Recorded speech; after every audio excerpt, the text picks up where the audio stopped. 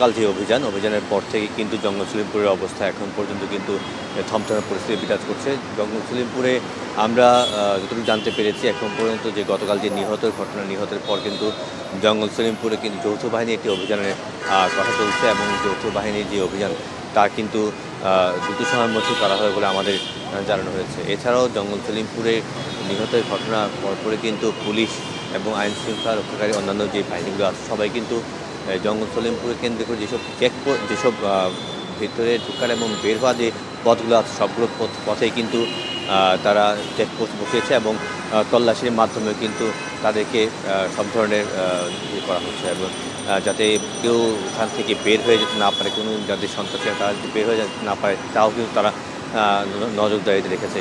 এছাড়াও আমি যদি একটু জঙ্গল সলিমপুর সম্পর্কে বলি, জঙ্গল সলিমপুর কিন্তু বলা হয় সন্ত্রাসীদের অভয়ারণ্য। চট্টগ্রামের এই সীতাকুণ্ডের যে অংশটি জঙ্গল সলিমপুর অবস্থিত সেই অংশটিতে কিন্তু আজকে থেকে না বহুদিন ধরেই কিন্তু এই জায়গাটাতে যারা সন্ত্রাসী বাহিনীর তারা কিন্তু এই জায়গায় অবস্থান করছে এবং তাদের অভয়ারণ্য পরিণত হয়েছে।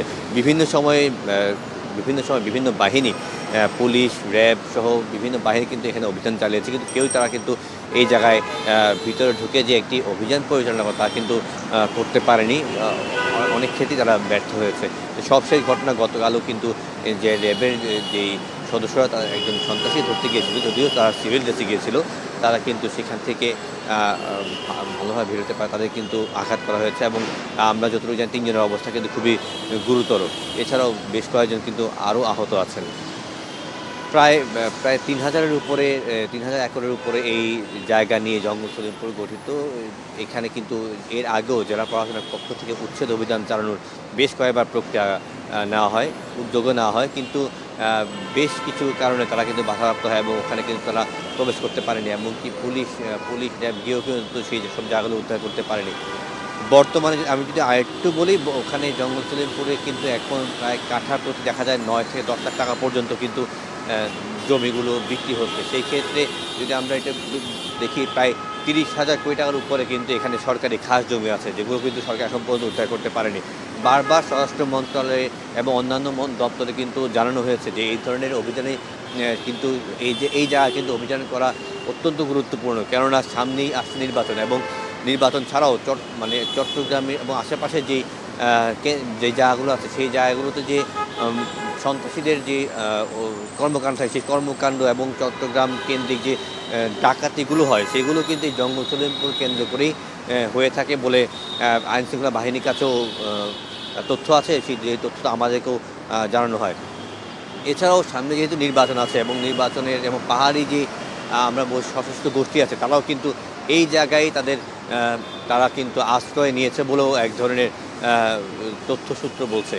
তারপরেও কিন্তু অভিযানের যারা আইনশৃঙ্খলা বাহিনী আছে তারা কিন্তু এই জায়গায় অভিযান পরিচালনার জন্য বারবার উদ্যোগ নিলেও কোনো এক কারণে, অদৃশ্য কারণে কিন্তু বারবার এই পরিচালনাটি হচ্ছে না, যা খুবই দুঃখজনক বলছেন যারা সংশ্লিষ্টরা। এছাড়াও আমি আরেকটি ঘটনা উল্লেখ করতে চাই। কিছুদিন আগে একজন আমাদের এক সংবাদকর্মী, যিনি এখানে সংবাদ সংগ্রহ কাজ করতে গিয়েছেন, তিনিও কিন্তু গুরুতর আহত হয়ে ফিরে আসেন। এইভাবে যদি একের পর একভাবে ঘটনা ঘটতে থাকে এবং এই জায়গাগুলোতে যদি সন্ত্রাসী গোষ্ঠীরা যদি কোনোভাবেই যদি এখানে নিয়ন্ত্রণ আনা না যায় তাহলে কিন্তু এখানে আরও বড় বিপর্যয় ঘটতে পারে বলে গোয়েন্দা সূত্রও বলছে। আমরা কথা বলছিলাম বিভিন্ন নিরাপত্তা বিশ্লেষকের সাথে, তারাও যেটি বলছেন যে জঙ্গল সলিমপুরে আসলে যেই ধরনের তাদের ধারণা এমন খুব ভারী অস্ত্র ব্যবহার করা, ভারী অস্ত্র সজ্জিত ভারী অস্ত্র ওখানে গুদামজাত করা হয়েছে, মজুত করা হয়েছে, যেই কারণে ওখানে আসলে পুলিশের পক্ষে এই জায়গায় আসলে অভিযান করে এই জায়গার যে সন্ত্রাসী বাহিনীকে উচ্ছেদ বা অন্য কিছু করা এটা সম্ভব নয়। সেই ক্ষেত্রে যৌথ অভিযানের বিকল্প নেই। তো আমরা আজকেও কথা বলেছিলাম র্যাবের সাথে এবং অন্যান্য যে সংস্থা আছে তারাও বলছেন যে একটি যৌথ অভিযান পরিচালনার মাধ্যমেই তারা এইখানের সন্ত্রাসীদের যে অভয়ারণ্য হয়ে উঠেছে এটি অভয়ারণ্য ধ্বংস করতে চায় এবং এই অভয়ারণ্য ধ্বংসের মাধ্যমে আবার স্বাভাবিক পরিস্থিতিও ফিরে আনতে চায়। তবে চট্টগ্রামের এই জঙ্গল সলিমপুর কিন্তু গতকালকে থমথমে অবস্থা পরিস্থিতি বিরাজ করছে, এখনও সেই থমথমে পরিস্থিতি বিরাজমান। এই ছিল চট্টগ্রাম থেকে আমার কাছে সবশেষ সংবাদ।